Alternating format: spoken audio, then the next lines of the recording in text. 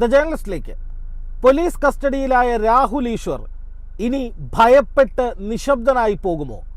രാഹുൽ മാങ്കൂട്ടത്തിനുള്ള പിന്തുണ പിൻവലിക്കുമോ? ഒരു തരത്തിലും CPM-നും സർക്കാരിനുമെതിരെ നിലപാട് സ്വീകരിക്കാതെ ഭയപ്പെട്ട് പിന്തിരിഞ്ഞോടുമോ? അതിലുപരി രാഹുൽ ഈശ്വറിനെ പോലീസ് അറസ്റ്റ് ചെയ്ത് ഭേദ്യം ചെയ്യുമോ, മർദ്ദിക്കുമോ, പീഡിപ്പിക്കുമോ? ഇങ്ങനെയൊക്കെയുള്ള കുറേ ചോദ്യങ്ങൾ മലയാളികളിൽ ഒരു വലിയ വിഭാഗം വളരെ വലിയ ആശങ്കയോടുകൂടി ചർച്ച ചെയ്തുകൊണ്ടിരിക്കുകയാണ് ഈ വൈകിയ രാത്രിയിലും. അവർക്കുള്ള മറുപടി റെക്കോർഡ് ചെയ്ത് വെച്ചിട്ടാണ് രാഹുൽ ഈശ്വർ പോലീസിൻ്റെ ചോദ്യം ചെയ്യലിന് വേണ്ടി അവരോടൊപ്പം പോയത് എന്നുള്ളിടത്ത് നിന്നാണ് തുടങ്ങേണ്ടത്.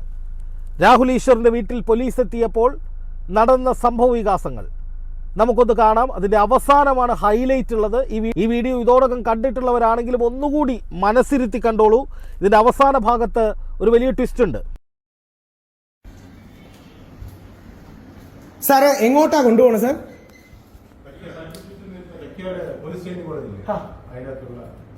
അങ്ങനല്ല, ഞങ്ങൾ വിളിച്ച് പറയണോ? എന്താ അഡ്വക്കേറ്റ് വിളിക്കണോ? അങ്ങനെ എന്താ അറിയാമോ, എനിക്ക് തിരിച്ച് 7 മണിക്ക് ചർച്ചയുണ്ട്. തിരിച്ചതിന് മുമ്പിൽ എത്താൻ പറ്റൂ? എന്റെ വണ്ടി വരാമോ? എന്നാ ശരി. ഇറങ്ങി.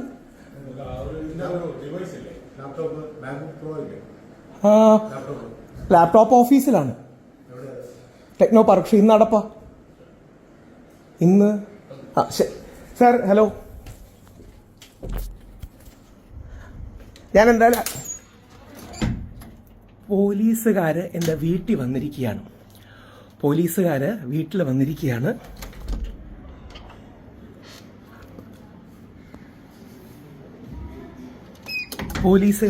വന്നിരിക്കുകയാണ്. എന്നെ തൈക്കാടോട്ട് കൊണ്ടുപോവാണ്. അതിനുവേണ്ടിയാണ് ഇവർ വന്നത്. എൻ്റെ ലാപ്ടോപ്പൊക്കെ ചോദിച്ചിട്ടുണ്ട്. ഞാനിപ്പം തന്നെ എടുത്ത് മാറ്റട്ടെ. അപ്പോൾ ഇതാണ് യഥാർത്ഥത്തിൽ, അതായത് എന്താ പരാതിയെന്നും കാര്യങ്ങളും അറിയില്ല.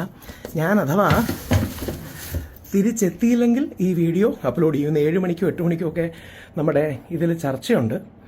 അപ്പോൾ തിരിച്ച് വന്നില്ലെങ്കിൽ ഇത് അപ്ലോഡ് ചെയ്യും. ഇതെന്തറിയോ, ചുമ്മാ പേടിപ്പിക്കാൻ നോക്കുകയാണ്. നമുക്ക് എന്തായാലും കാണാം. അപ്പോൾ എന്നെ അറസ്റ്റ് ചെയ്യുമോയെന്ന് എനിക്ക് സംശയമുണ്ട്. നമുക്ക് എന്തായാലും കാണാം. നോക്കുക, ഈ അവസാന ഭാഗത്ത് പറയുന്നതാണ് ഇതിൻ്റെ ഹൈലൈറ്റ്. അതായത് ചുമ്മാ പേടിപ്പിക്കാനാണ്, നമുക്ക് എന്തായാലും കാണാം. അതിലുണ്ട് രാഹുൽ ഈശ്വറിൻ്റെ നിലപാട് എന്താണ് എന്ന്. രാഹുൽ ഈശ്വറിനെ കസ്റ്റഡിയിലെടുത്തപ്പോൾ പോലീസ് പറഞ്ഞിരുന്നത് ഒരു ചോദ്യം ചെയ്യലിനാണ് വിളിക്കുന്നത് എന്നുള്ളതായിരുന്നു. അങ്ങനെയാണ് മാധ്യമങ്ങളിൽ വാർത്ത വന്നത്. അതായത് യുവതിയെ, പരാതിക്കാരിയെ, ഇരയെ, അതിജീവിതയെ അധിക്ഷേപിക്കുന്ന വിധത്തിൽ നിരന്തരമായി പരാമർശങ്ങൾ നടത്തി. ഒപ്പം അതിജീവിതയുടെ ഐഡൻറ്റിറ്റി വെളിപ്പെടുത്തുന്ന വിധത്തിലുള്ള പരാമർശങ്ങളുണ്ടായി. അവർ ജോലി ചെയ്യുന്ന സ്ഥാപനത്തെക്കുറിച്ചും അവരുടെ മറ്റ് പേഴ്സണൽ വിവരങ്ങളും മറ്റുള്ളവർക്ക് തിരിച്ചറിയാൻ പറ്റുന്ന വിധത്തിൽ പറഞ്ഞു എന്നുള്ളതാണ് പ്രാഥമികമായി രാഹുലിനെതിരെയുള്ള ചാർജ്.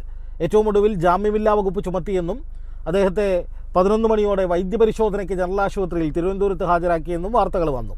അപ്പോൾ സ്വാഭാവികമായിട്ടും നാളെ രാവിലെ ഓപ്പൺ കോർട്ടിൽ ഹാജരാക്കും, തിങ്കളാഴ്ച രാവിലെ. അതിനുശേഷം ജാമ്യമില്ലാ വകുപ്പുകൾ ചുമത്തിയതുകൊണ്ട് തന്നെ ചിലപ്പോൾ റിമാൻഡിൽ പോകാനുള്ള സാധ്യതയുണ്ട്.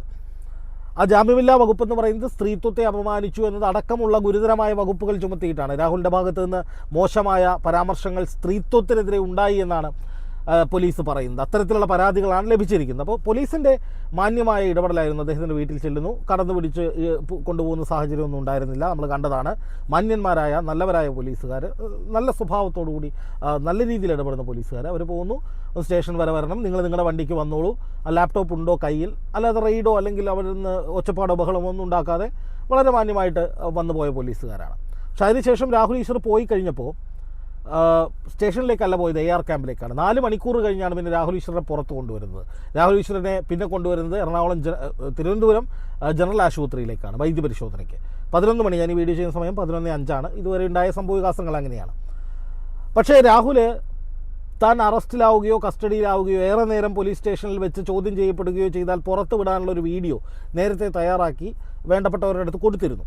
അതാണ് ഇപ്പോൾ പുറത്ത് വന്നിരിക്കുന്നത്. അദ്ദേഹത്തിൻ്റെ ചാനലിലാണ് ഈ വീഡിയോ ക്ലിപ്പ്, ഞാൻ നേരത്തെ കാണിച്ച വീഡിയോ ക്ലിപ്പ് ആദ്യം ഇട്ടത്, സ്റ്റാറ്റസ് ആയിട്ട് വരികയായിരുന്നു. അതാണ് നമ്മളൊക്കെ ഡൗൺലോഡ് ചെയ്തെടുത്തത്. അപ്പോൾ അതിൽ കൃത്യമായി രാഹുൽ പറയുന്നുണ്ട്, ഇത് ചുമ്മാ പേടിപ്പിക്കാൻ വേണ്ടിയാണ്, നമുക്ക് കാണാം. അതാണ് വരി, അതാണ് തിരിച്ചു വരും എന്ന് രാഹുൽ നൽകുന്നൊരു ഉറപ്പ്.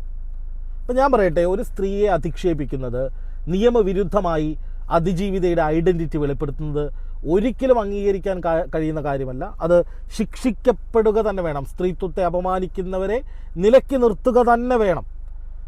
അതാണ് ഇവിടെ ചെയ്യുന്നത്. അത് സർക്കാരിൻ്റെ നയത്തിൻ്റെ ഭാഗമാണ്. രാഹുൽ ഈശ്വറിനെതിരെ എടുത്ത നടപടി സൈബർ ആക്രമണം, സ്ത്രീകൾക്കെതിരെ സൈബർ ആക്രമണം നടത്തുന്ന സകലർക്കും ഒരു പാഠമാകട്ടെ എന്ന നിലയിലാണ് സർക്കാരും പോലീസും ഈ വിഷയത്തെ കൈകാര്യം ചെയ്യുന്നത്. അപ്പോൾ സ്വാഭാവികമായിട്ടും രാഹുൽ ഈശ്വർ അകത്ത് പോകാം, അല്ലെങ്കിൽ നിരന്തരമായി പോലീസിൻ്റെ ഭേദ്യം ചെയ്യലുകൾക്ക് ഇരയാകാൻ നമുക്കൊന്നും പറയാൻ പറ്റില്ല. അതുകൊണ്ട് പക്ഷേ തന്നെ പിന്തിരിപ്പിക്കാൻ കഴിയില്ല എന്നൊരു ഓപ്പൺ സ്റ്റേറ്റ്മെൻറ്റ് ആദ്യം തന്നെ ഈ വീഡിയോയിൽ രാഹുൽ ഈശ്വർ നൽകുന്നുണ്ട്. അതായത് നമുക്ക് കാണാം എന്ന് പറയുന്നതിൻ്റെ അർത്ഥം തിരിച്ചു വരും എന്നുള്ളത് തന്നെയാണ്. അല്ലെങ്കിൽ ഈ കേസിൽ ജീവിതാവസാനം വരെ പിടിച്ചകത്തിടാനോ അല്ലെങ്കിൽ ഏതെങ്കിലും തരത്തിൽ വധശിക്ഷ വിധിച്ച് തൂക്കിക്കൊല്ലാനൊന്നും കഴിയില്ല. അതിനൊരു കാലാവധിയുണ്ട്. അതിനുള്ളിൽ അദ്ദേഹത്തിന് തിരിച്ചു വരാം, തൻ്റെ പ്രവർത്തനങ്ങളുമായി മുന്നോട്ട് പോകാം. പക്ഷെ അത്തരം ഒരു ഇടപെടൽ, അതായത് രാഹുൽ മാങ്കൂട്ടത്തിന് വേണ്ടിയുള്ള ജീവൻ കളഞ്ഞുള്ള വാദഗതികൾ ഇനിയും രാഹുൽ ഈശ്വർ ഉന്നയിക്കുമോ എന്നുള്ളതാണ് ചോദ്യം. ഭയപ്പെടില്ല, ചുമ്മാ പേടിപ്പിക്കാനുള്ള പരിപാടിയാണെന്നൊക്കെ പറഞ്ഞിട്ടാണ് രാഹുൽ പോയത്. പക്ഷേ സ്റ്റേഷനിൽ ചെന്നതിന് ശേഷം രാഹുലിന് മനമാറ്റം ഉണ്ടായിട്ടുണ്ടോ എന്ന് നമുക്കറിയില്ല. അതുണ്ടാകാനുള്ള സാധ്യതയുണ്ടോ എന്നുള്ള ചോദ്യമാണ് ജനങ്ങൾ ചോദിക്കുന്നത്. അല്ലെങ്കിൽ ഇരയെ, അതിജീവിതയെ, അത് ലീഗൽ സ്റ്റാറ്റസിൽ അതിജീവിതയാണെങ്കിൽ അവരെ വ്യക്തിപരമായി അധിക്ഷേപിക്കുന്നതോട് എനിക്ക് യാതൊരു യോജിപ്പില്ല. നമ്മൾ എത്ര വീഡിയോ ചെയ്തിട്ടുണ്ട്, ആ വീഡിയോയിൽ എവിടെയെങ്കിലും അതിജീവിതയെ നമ്മൾ അധിക്ഷേപിച്ചിട്ടുണ്ടോ? അവരെ ഏതെങ്കിലും തരത്തിലൊരു മോശക്കാരിയായി ചിത്രീകരിച്ചിട്ടുണ്ടോ? അങ്ങനെ ഒരു അധിക്ഷേപം നമ്മളൊന്നും നടത്താറില്ല.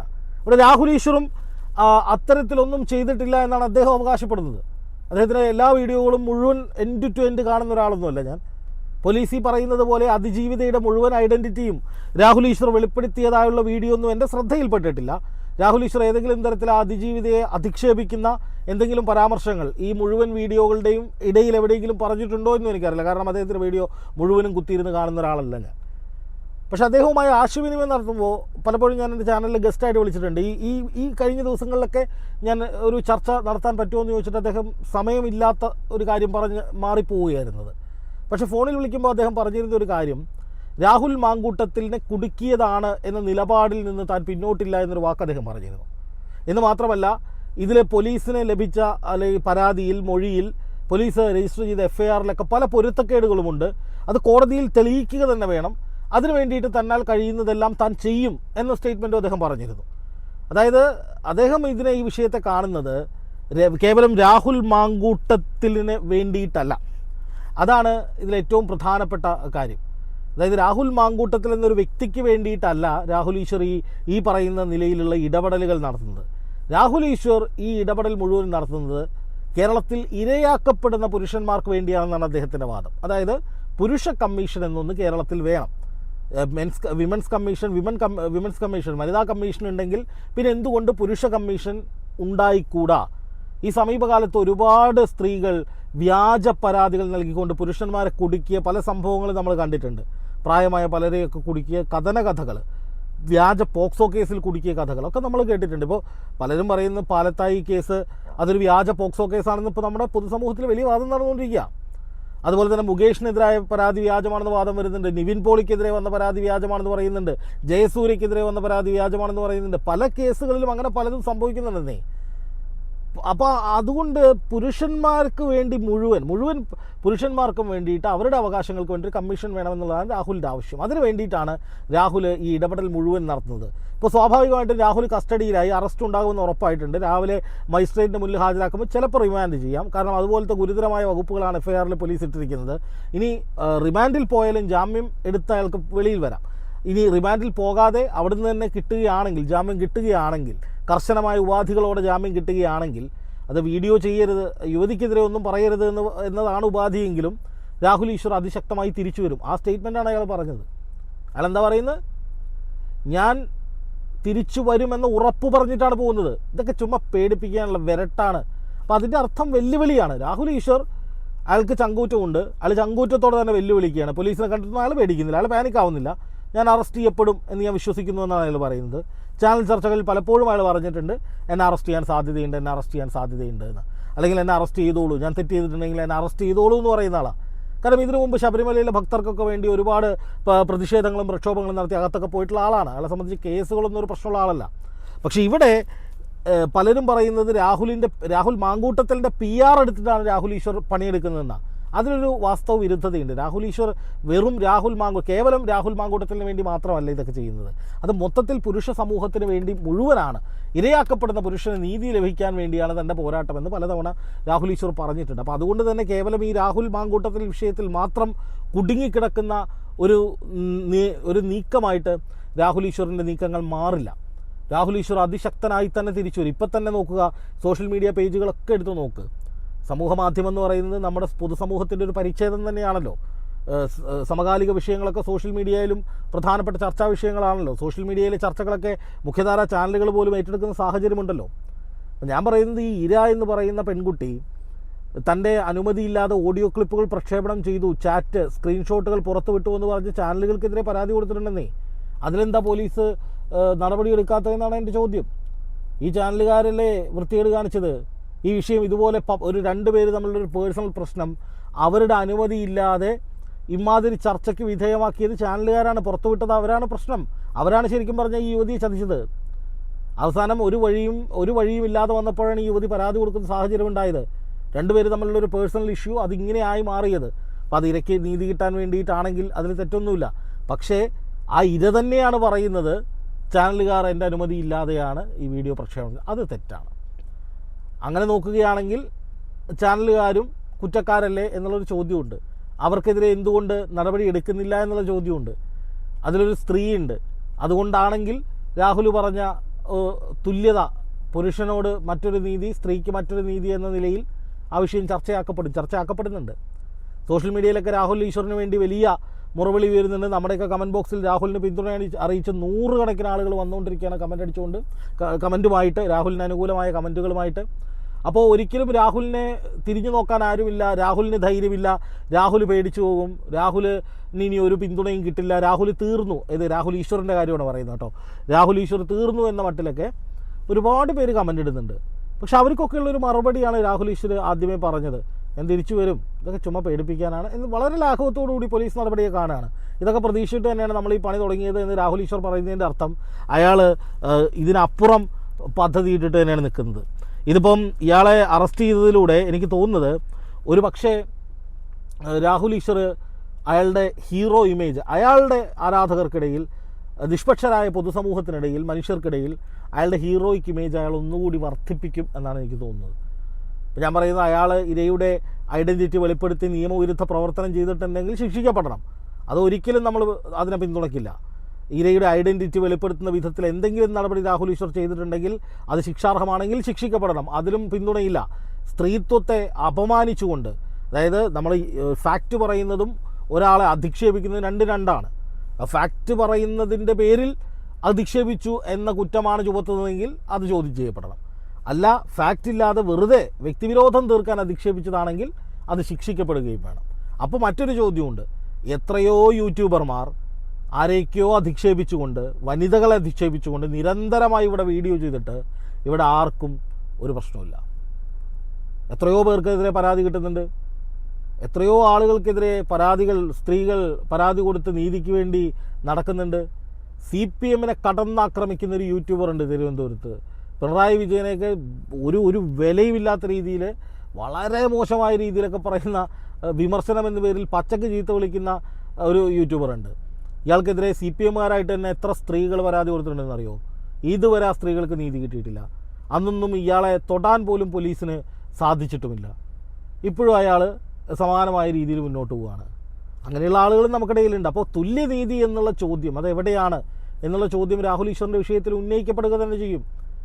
സർക്കാരും CPM-ഉം പക തീർക്കാൻ വേണ്ടി രാഹുൽ മാങ്കൂട്ടത്തിന് അനുകൂലമായ ഒരു ശബ്ദം പോലും ഇവിടെ ഉയരരുത് എന്ന നിലയിൽ എല്ലാവരെയും ഭയപ്പെടുത്താൻ വേണ്ടി നടത്തുന്ന നീക്കത്തിൻ്റെ ഭാഗമാണിത്. ഭയപ്പെടുത്താൻ, പേടിപ്പിക്കാനുള്ള നീക്കമാണ് നടക്കുന്നത് എന്ന് രാഹുൽ ഈശ്വർ തന്നെ പോകുന്നതിന് മുമ്പ് സ്റ്റേറ്റ്മെൻ്റ് എടുത്ത് വെച്ചിട്ടാണ് പോയത്. അതാണ് രാഹുൽ ഈശ്വർ ജനങ്ങളോട് പറയാൻ ആഗ്രഹിച്ച കാര്യം. ജനങ്ങളെ, നിങ്ങളെയൊക്കെ പേടിപ്പിച്ച് ഇരുത്താൻ പോവുകയാണ് സർക്കാർ ഈ വിഷയത്തിലെന്ന ഒരു സൂചനയാണ് രാഹുൽ കൊടുക്കുന്നത്. അപ്പോൾ എന്തായാലും അറസ്റ്റിലായി കഴിഞ്ഞാലും, ഇനി അറസ്റ്റിലാകാതെ തിരിച്ചു വന്നാലും രാഹുലിൻ്റെ ഒരു സോഷ്യൽ മീഡിയയിൽ സ്വീകാര്യത വർദ്ധിക്കുന്നുണ്ട്. സാധാരണഗതിയിൽ ഇങ്ങനെയൊക്കെ അറസ്റ്റിലാകുന്ന പലരും തിരിച്ചു വന്നതിന് ശേഷം വലിയ രീതിയിലുള്ള മുന്നേറ്റം അവർക്കുണ്ടാകുന്ന രാഷ്ട്രീയ സാഹചര്യങ്ങളൊക്കെ പലയിടത്തും നമ്മൾ കണ്ടിട്ടുണ്ട്. ഒരു വീരപരിവേഷം നേടുക എന്നുള്ള ഒരു സാഹചര്യം പലർക്കും പല നേതാക്കൾക്കും ഉണ്ടായിട്ടുണ്ട്.